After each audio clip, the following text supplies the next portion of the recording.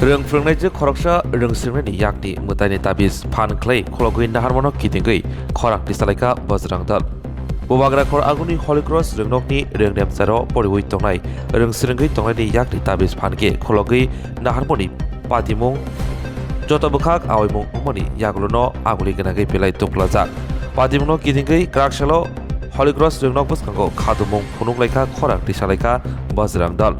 Bajrang dal ni bukhak koksuk jabong je yak bai rừng sringai tongnai ni rừng phungnai juk khologi nahaka tabis a yak bai no tesa haino hai rừng phungnai juk rừng sringai no tabis kandawiri tani tomung obohai khlaiake kotor joba buskango khlaijaknai rừng nok ni rừng phungnai juk ni obohai tomung chamung no kitingai rừng nok ni rừng sringai juk tei ma phasoni bukhak tei belai no khukti musulman nukjakha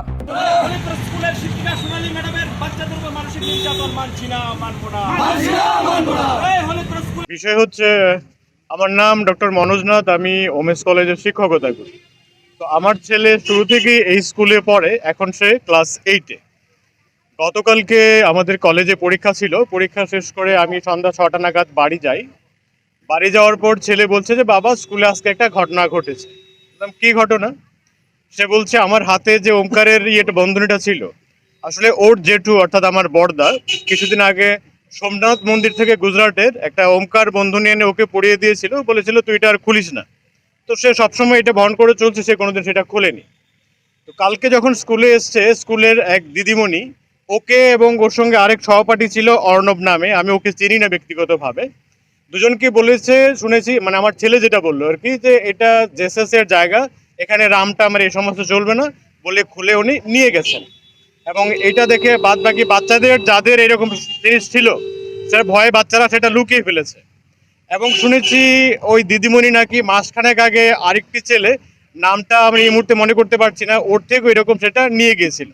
এখন আমার কথা হচ্ছে আমি ছেলেকে এখানে পাঠিয়েছি পড়াশোনা করার জন্য, এবং আমাদের ভারতবর্ষ আমরা তো মানে সহিষ্ণু, সব কিছুকে আমরা সমান করছি। আপনারা দেখতেই পাচ্ছেন যে আমরা হিন্দু, কিন্তু বড়দিনে প্রত্যেকের বাড়ি বাড়ি স্টার ঝুলায় দেখতে পাচ্ছেন, যারা ঝোলাচ্ছে তারা খ্রিস্টান না হিন্দু ঝোলাচ্ছে, রামকৃষ্ণ মিশনের যিশের পুজো হচ্ছে। আর আমার ছেলে যে বিদ্যালয় থেকে ভারতীয় সংস্কৃতি শিখবে, সেই বিদ্যালয়ে যদি এরকম একটা ব্যারিয়ার তৈরি করে দেয় যে তুমি জেসাসের ভাবধারা এখানে বহন করতে হবে, হিন্দু ভাবধারা বহন করতে হবে না, তাহলে সবাইকে নিয়ে চলে আসে যে সহিষ্ণুতা, সেটা সে শিখবে কোথা থেকে? তো আরেকটা বিষয় রয়েছে, যেমন ধরুন এই বিদ্যালয়ে যেটা আমি সেটা নিয়ে কখনো প্রকাশ্যে প্রতিবাদ করি না, কিন্তু আমার ভেতর সেটা রয়েছে যে সরস্বতী পূজা একটা বিষয়।